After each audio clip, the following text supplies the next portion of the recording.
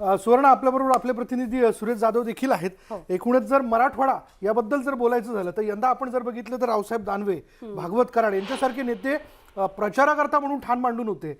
अशा वेळी या सगळ्या प्रचारात कोणते महत्त्वाचे मुद्दे समोर येताना आपल्याला दिसले, सुरेशला आपण विचारूया। सुरेश, मराठवाड्याचा जर विचार केला तर विशाल, मराठवाड्यामध्ये आपण पाहिलं तर बीड जिल्ह्यामध्ये 5 नगरपंचायत आहेत, जालन्यामध्ये सुद्धा 5 नगरपंचायत आहेत, नांदेडमध्ये 3 नगरपंचायत आणि उस्मानाबादमध्ये जर पाहिलं तर उस्मानाबादमध्ये 2 नगरपंचायतची निवडणूक आहे। आणि या एकूण निवडणुकीच्या अनुषंगाने यावर्षी जे ओबीसी आरक्षण स्थगित झालं त्यानंतर ही 2 टप्प्यात होणारी निवडणूक आहे आणि 2 टप्प्यामध्ये निवडणूक होत असताना या निवडणुकीच्या प्रचारासाठी आपण बीडचा जर विचार केला तर बीडमध्ये ज्या भाजपच्या राष्ट्रीय सचिव आहेत पंकजा मुंडे या ठाण मांडून होत्या।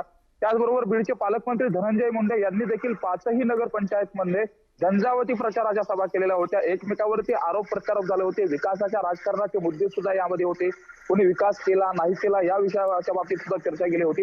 आपण जालन्याचा विचार केला तर जालन्यामध्ये देखील रावसाहेब दानवे आणि राजेश टोपे जे आरोग्यमंत्री आहेत त्यांची प्रतिष्ठापनाला त्या ठिकाणी सुद्धा लागली आहे। स्थानिक प्रचाराचे जे मुद्दे आपण पाहिले तर स्थानिक प्रचाराच्या मुद्द्यांमध्ये विकासाचं राजकारण आणत असताना जे केंद्रीय पातळीवरचे नेते होते ते आल्यानंतर एकमेका पक्षांवरती टिप्पणी केली जात होती।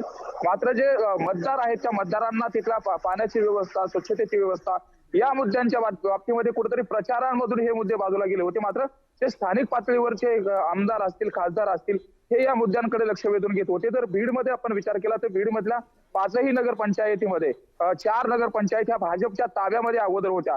आष्टी, पाचोरा, शिरूर या 3ही नगरपंचायत सुरेश धस जे भाजपचे आमदार आहेत यांच्या ताब्यात होत्या। तर आता त्या ठिकाणी महाविकास आघाडी विरुद्ध भाजप हा जो काही संघर्ष आहे तो संघर्ष आज 11 वाजेपर्यंत, 12 वाजेपर्यंत त्याचं चित्र समोर येणार आहे।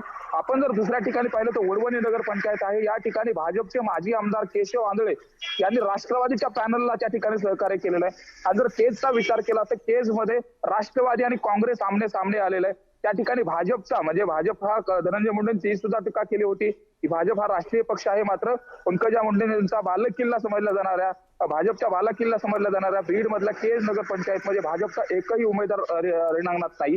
त्या ठिकाणी काँग्रेस आणि राष्ट्रवादी ही निवडणूक होते आणि ज्या काँग्रेसच्या राज्यसभेच्या खासदार आहेत रजनीताई पाटील यांची प्रतिष्ठापना लागलेली, त्यांचा मुलगा त्या ठिकाणी उभा आहे।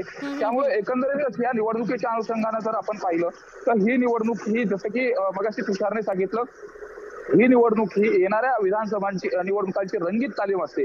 स्थानिक पातळीवरती कुठल्या पक्षाला मतदार कौल देतात याच्यावरून ही उद्याच्या येणाऱ्या ज्या निवडणुका आहेत त्याची खूप मोठी रंगीत तालीम असते आणि त्यावरून हवा समजते। त्याच पद्धतीने बीडमध्ये सुद्धा आता या निकालामधून खरी म्हणजे महाविकास आघाडी बीड मधल्या लोकांना आवडतो की भाजप की इतर पक्ष हे आपल्याला पाहणं महत्त्वाचं ठरणार आहे।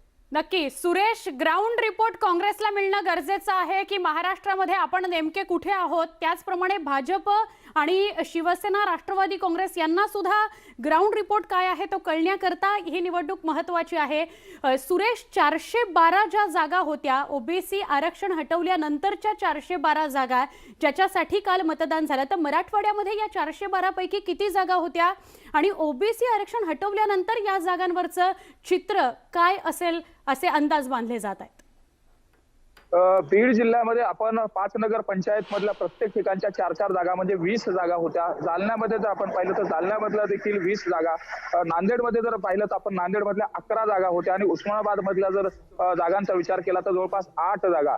अशा एकंदरीतच ज्या ओबीसी आरक्षणामुळे ज्या स्थगित झालेल्या जागा होत्या आणि त्या ठिकाणी ओपन निवडणूक घेतली गेली आणि या निवडणुकीमुळे आता साहजिकच ओबीसी आरक्षण रद्द झाल्यामुळे जो ओबीसी समाज आहे त्यांच्यामध्ये नाराजी आहे। स्थानिक स्वराज्य संस्थेमधून जे नगरसेवक असतात, नगर अध्यक्ष असतात, इथून नेतृत्वाची बांधणी होते, नेतृत्व हे इथून या ठिकाणी उभा राहतं।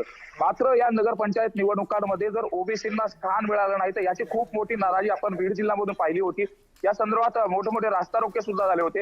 मात्र आता प्रत्यक्ष मतदार जे ओबीसी मतदार आहेत ते कुणाच्या पारड्यामध्ये मतदान टाकतायत हे सुद्धा पाहणं महत्त्वाचं ठरणार आहे। आणि बऱ्याच ठिकाणी जे ओबीसी राखीव जागा होता त्या ठिकाणी काही पक्षांनी ओबीसीच्याच उमेदवारांना उमेदवार दिला, मात्र काही ठिकाणी मात्र बदल देखील झाल्याचं आपल्याला चित्र पाहायला मिळालं। त्यामुळे एकंदरीतच आता ओबीसी मतदानाच्या म्हणजे ओबीसी आरक्षणाच्या स्थगितीनंतर या निवडणुकांचे परिणाम हे प्रत्येक वेळेच्या निवडणुकीपेक्षा वेगळे असणार आहेत। कारण यातून साहजिकच ओबीसी मतदारांची नाराजी देखील आपल्याला पाहायला मिळणार आहे। आणि त्यामधून येणाऱ्या ज्या जिल्हा परिषदच्या निवडणुका आहेत बीड जिल्ह्यामध्ये आणि इतर ठिकाणी सुद्धा जिल्हा परिषदच्या निवडणुका येत आहेत.